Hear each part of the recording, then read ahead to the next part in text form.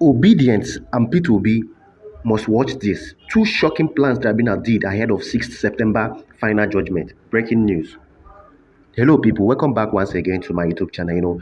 It is no longer news, as a matter of fact, that the Election Petition Tribunal sitting in Abuja has actually fixed 6th September, being next tomorrow, as close as it is, being next tomorrow, being Wednesday, to be the day that they will deliver the final judgment about the case and the petition that P2B and Atiku Abubakar and APM brought against this particular man, being Bola Tinubu. And if you've been following this our channel, you would know and understand that there is no amount of grace or favor that will make Tinubu not to be disqualified. We are not even talking about a rerun or a runoff. Tinubu, even if the Election Petition Tribunal judges will declare a rerun or a runoff, Tinubu will be nowhere on the ballot paper. Tinubu and APC, as a matter of fact, because he will be imminently disqualified. We've told you guys how P2B and Atiku Abubakar proved their case beyond all reasonable doubt that Tinubu is not imminently qualified to even vie for even the local government chairman in this particular country, not to talk of the presidency. Is it his certificate forgery, which he brought a fake Chicago State University and submitted it to Inec? Is it his drug-related case where he forfeited 460,000 because he was a drug lord and a drug dealer in the United States? And he was caught and he forfeited 460,000, and now he thinks that Nigeria is a dumping ground for drug laws and people that have committed all sorts of atrocities and all that. Well, 6th September, being next tomorrow, is going to be a very hot day within this particular country because the anxiety and the tension have started to grow. That is why the Obedients for over how many months now be shouting that all eyes should be on the judiciary, because we've known how the judiciary has been bought over, how the judiciary has been bastardized by some of our corrupt and illegal politicians, people that will go and bribe the judiciary and they will give all sorts of judgment in order to bastardize our constitution. I must tell you for the fact that P2B and Obedience must watch out, because there are two shocking plans that the tribunal did ahead of this 6th September. They didn't want to announce this date. They wanted it to be so close like they did today. Imagine announcing something today that will happen next tomorrow. Why didn't they announce this since last week? Because they have made a lot of plans. And in this particular video, I'm going to expose to you about 2 to 3 shocking plans that these tribunal judges and some of them did ahead of this particular judgment on the 6th September, being next tomorrow. Well, before we dive into this matter, please do what you click on the subscribe button, because from now henceforth till Wednesday, we'll be giving you important updates and things that are happening and the secrets and information that we'll be getting. And also, do well to click on the like and equally share this particular video. Now, let's drive straight to the point. I know I told you guys as a matter of fact that there are plans that these tribunal judges have done. Now, the information and the news reaching us is that some of these tribunal judges, as a matter of fact, has actually flown and taking their family members, their children, and their relatives, and some of their relatives outside the country. This information is coming from a reliable source that some of them have actually flown their children out of this particular country, pending and ahead of the 6th September final judgment. Now, the question that a lot of people are asking is, why are these judges flying their children outside? What is in the content of their final judgment? What kind of judgment do they want to give that warrant them to fly away their children and their husband and their wives, depending outside the country?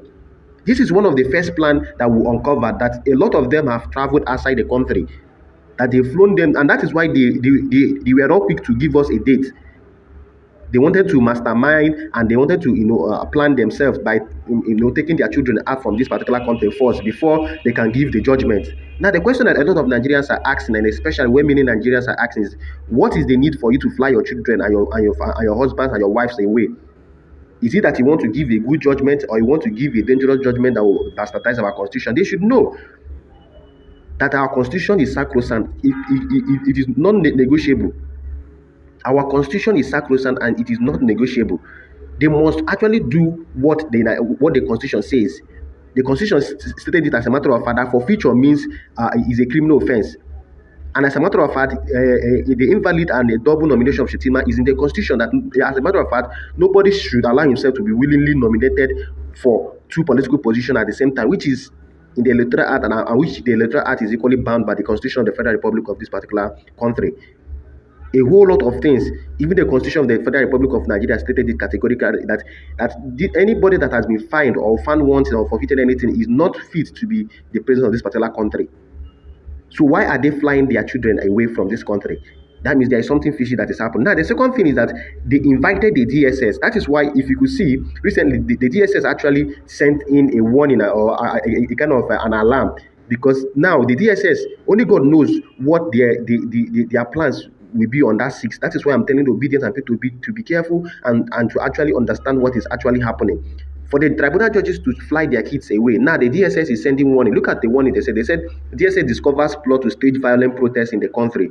The Department of State Services, DSS, hereby informs the public that it has uncovered plans by some elements in parts of the country to stage violent protests in order to discredit the federal government and security agencies over sundry socio-economic matters.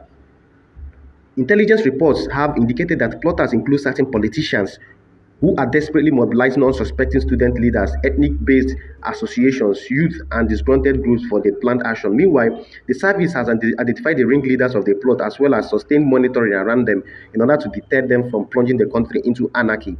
In view of this development, university chancellors and heads of tertiary institutions are advised to discourage their students from engaging in acts capable of derailing public peace. Also, parents and guardians are enjoined to admonish their children and wards respectively to shun the lure of participating in inimical behaviors or conduct against law and order. While the DSS is aware of government's efforts and determination to resolve some of the challenges confronting the nation, it warns those desirous of subverting national security to retrace their steps. This is more so that it will not hesitate to legally come against persons and groups behind the devious plans. Now, let me tell you, the DSS, as a matter of fact, has equally been mobilized because they know that probably they've actually planned the kind of judgment they want to give. I don't want to say that they want to give a negative judgment, but from the plans these people are making, only God knows what is in the judgment. This one, the judges have started flying their kids away, and not just that, the judges, they've actually mobilized the DSS, and the DSS is sending warning to all Nigerians because they know that either they want to kill and bastardize and murder our constitution, because they know that whenever you murder the constitution and bastardize the constitution, of course, people will revolt. Now, the DSS, they probably the Tinubu and their so-called criminals have recruited these people, the DSS, to come and arrest people that is going to protest for their rights and that are ready to defend the constitution.